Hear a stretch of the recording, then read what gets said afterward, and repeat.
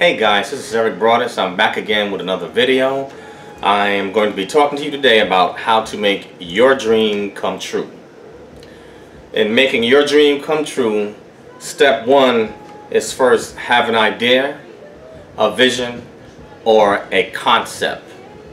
There's a Bible scripture in Habakkuk chapter 2 verse 2 where it says, "And the Lord answered me and said, write the vision down upon tables, that he may run that he readeth it." Basically what God was saying is, write the vision down, make sure you don't forget it, so that way the person that hears or gets the vision, they can take off and run with it. And oftentimes when we have an idea or a dream or something that we want to accomplish, we don't write it down and we tend to forget about it. And so when you have an idea or either some form of inspiration, the first thing you want to do is write it down before you forget it, because great ideas, they pop up and they come every now and then. And I can guarantee you, myself included, we probably all have had great ideas, but we didn't write them down and they came and went and we forgot it. The second would be, step two is to brainstorm. Brainstorm and bump your idea with people that you can trust. And the reason why I say with people that you can trust is because you may have a great idea, but you don't want to share it with the wrong person, because what you might be too slow on the draw and they may take your idea, take off and run with it, and if you don't have it copyrighted or patented, there's no proof that the idea belongs to you, and someone else can take off and steal your idea, and there it is, your dream, poof, is gone. There's nothing you can do about it. Never underestimate your idea or your dream or vision, because trust me, there's always somebody out there that would love to have your concept and they'd be willing to take it and run with it, but you're the one who thought of it. So you want to make sure that don't take your intellectual property for granted. Make sure you own it and share it with the right people, people that you can trust, and you can bump ideas with them and they can maybe give you a different perspective on what your dream is, but ultimately it's up to you. Step three would be formulate a plan of action. It does you no good to have a dream, an idea, or a vision, but you never act on it or take steps to make it become a reality. Anyone can dream all day long, but unless you apply a course of action and some work to it, it'll never become a reality. It'll just basically be floating around in your head like a fantasy. Step four would be to network with like-minded people. There's always, even though you may think that your idea sounds crazy or that it's far-fetched, but there are always people that are like-minded and that are thinking similarly to the way you do. And if you want proof of this, we can look at all these different communities on social media. I mean, look at social media alone. You have people that come up with crazy ideas, or they're like Seinfeld doing nothingness, but there will be a community or people that will gravitate to it. And let me say this, when starting your dream or your vision, remember this, there's a saying that goes like this: it only takes a match to get a fire started. So if you strike that match up and you light it, eventually if you stay with it, it'll spread. So network with like-minded people. You know, like-minded people, there's strength in numbers. We help each other, and we can rally around each other, and they'll help you push forward in getting your dream or vision accomplished. Step six, enlist people that are smarter than you and those that have the skills that you lack. In any dream or vision, in most cases, we're going to need the help or skills of other people. You won't be the expert in everything. With a dream or a vision, I'll give you a good example, even with someone like, say, Bill Gates. You know, Bill Gates might have invented Microsoft, but he had others in his organization that helped him. Bill Gates has an administrative executive.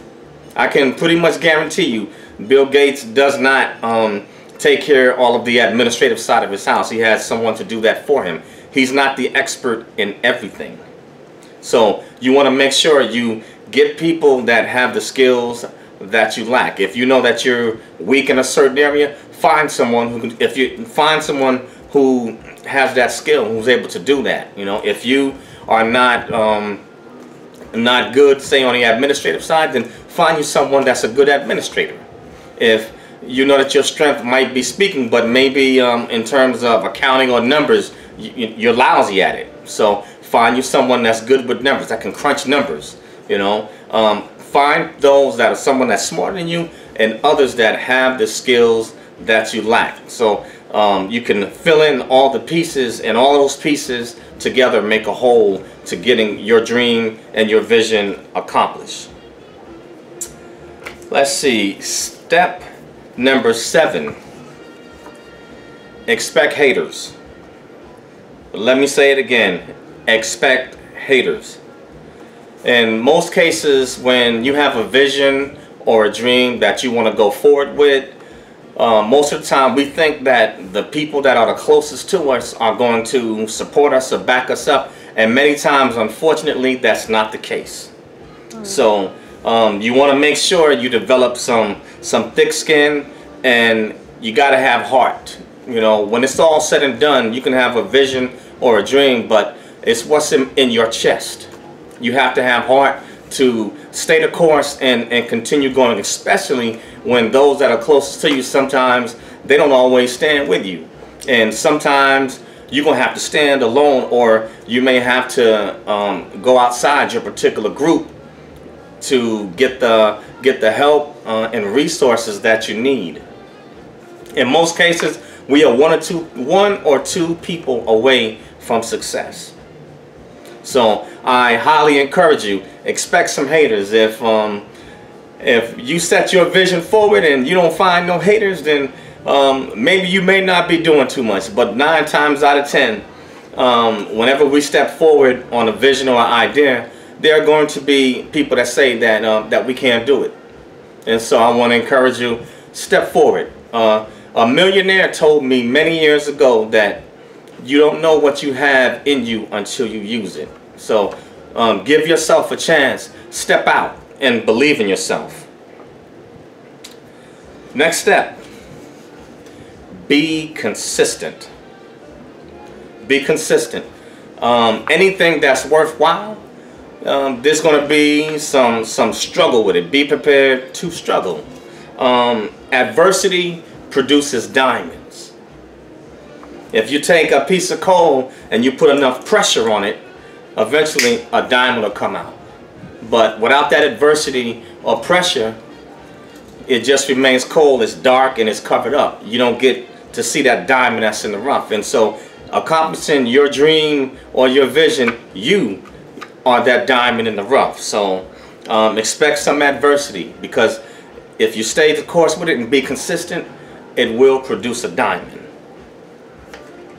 I also want to include in there failure.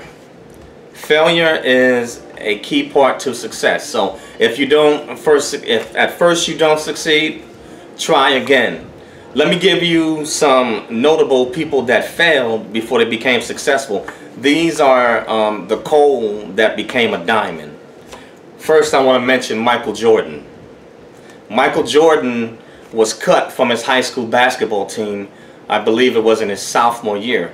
At the time, I believe Michael Jordan was maybe about 5'6", 5'7", and some other guy, I forgot his last name, Leroy something. He played at for Laney High School in North Carolina. But the coaches and them, Leroy made the cut, Michael Jordan didn't. So what did Michael do? In one summer, he practiced and worked hard. He honed his skills, and it also did help that he went through a serious growth spurt of something like about maybe 6 inches, became 6'1" or 6'2". Anyway, to make a long story short, The next year he made his high school basketball team, went on to become All-America, and the rest is history from there. A coal that became a diamond in the rough because he never gave up. Second would be Oprah Winfrey. When Oprah Winfrey first started in the media, she had problems being too emotional. She would get upset, and she would connect too much with the story or the characters that were in it, and so she failed at first. But Oprah did not give up, and she came back, and obviously you see what she became. She has the Oprah Winfrey Network, had a show. She's put others on the map, such as Dr. Phil. So that is another success story of a diamond in the rough. She had adversity, she stayed consistent, and she was a coal, but she stuck with it, and eventually she became a diamond. Pressure, adversity produces diamonds. There's also, lastly, the guy from Virgin Records. When he first started off, he was selling records out of the back of his car. And there are times, I'm quite sure, that he got discouraged and didn't think that his record label would ever take off, but he stayed with it, and look what Virgin Records has become today. A multi-million-dollar company with producing various artists, signed up various artists. So those are three, in my opinion, three strong examples of people that stayed consistent with their dream. They were determined, they didn't give up, and they faced their adversity, and through the adversity, look what it produced. My last point would be, the last step is count the cost. If you have a dream and you desire to make it a reality or come true, you're going to be prepared to count the cost, because you never want to start something and you don't finish. I was always taught by my parents, whatever you start, you finish. So if you're going to step out on your dream, it's not always going to be a cakewalk. So there are going to be some bumps along the way, but you have to stay the course and be determined. See your dream through, and remember that it's your dream and it's your vision. Remember that nobody else is going to care more about your dream than you will, because it's your passion. It's what you treasure. What you treasure is where your heart is going to be. So stay the course. Don't give up. And these are my steps on how to make your dream come true. Thanks for watching. I will resume picking up with the promotion systems in the military, but I just wanted to give you some food for thought and some encouragement. Thanks for listening. Please like the video, dislike, share, and please subscribe to my channel, Eric Broadus YouTube. Thanks guys for listening. Catch you on the next one.